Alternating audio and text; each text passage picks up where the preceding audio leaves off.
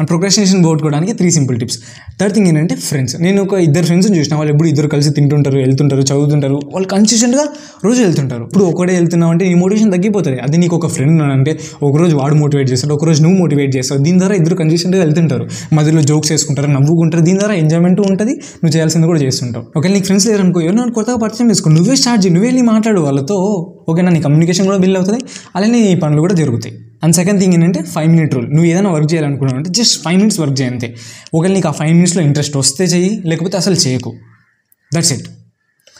Maximum 99.99% ఆ 5 minutes చేసినావు అంటే ఈజీగా కంటిన్యూ అయిపోతుంది. Because starting is the most hardest part. And first thing ఏంటంటే డిస్ట్రాక్షన్స్. ఈ డిస్ట్రాక్షన్స్ వల్లనే మనం మోస్ట్ ఆఫ్ ద టైమ్స్ మనం చేయాలనుకున్నవన్నీ ఆగిపోతుంటాయి.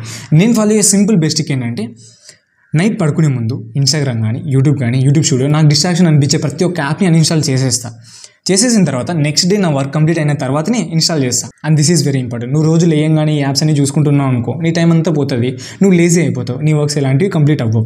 సో సింపుల్ థింగ్, నీ వర్క్స్ కంప్లీట్ అయిన తర్వాత ఎంజాయ్మెంట్ లాగా సైడ్ లాగా పెట్టుకో. ఒకసారి ట్రై చేయండి, చాలా బాగా వర్క్ అయితే. See in the next one.